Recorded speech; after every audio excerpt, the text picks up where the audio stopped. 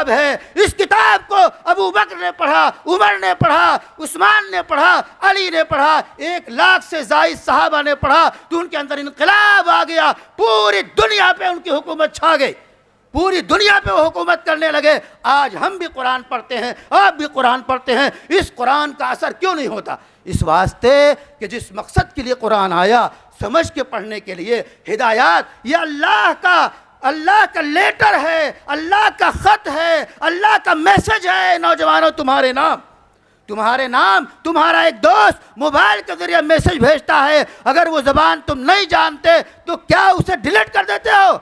नहीं, अपने दोस्त की मदद से उस मैसेज को, उसकी लैंग्वेज को समझने की कोशिश करते हो, उसके बाद अमल करते हो। अल्लाह का मैसेज अरबी ज़बान में, ऐ इंसानों, ऐ नौजवानों, ऐ बुजुर्गों, तुम्हारे नाम आया हुआ है, इसको समझने की कोशिश करो। अल्लाह तुमसे क्या फरमा रहे हैं, क्या हुक्म दे रहे हैं, क्या कह रहे हैं, तुम्हारी ज़िंदगी के लिए क्या बशारतें हैं, अगर कोई नहीं मानता उसके लिए क्या वईदें हैं। इस वास्ते कुरान करीम को समझ के पढ़ना, दूसरों तक कुरान के पैगाम को पहुंचाना ये ज़रूरी है। इस वक्त की सबसे बड़ी ज़रूरत है कि कुरान समझ के पढ़ा जाए और उसके मैसेज को आम किया जाए, मोमिनों तक भी और गैर मोमिनों तक भी इसके मैसेज को पहुंचाया जाए।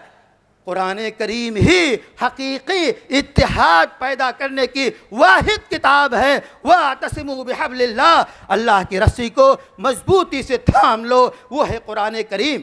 और बता दिया, फ़िरक़े में न बट जाइयो, अलग अलग ग्रोह न बना लीजिए।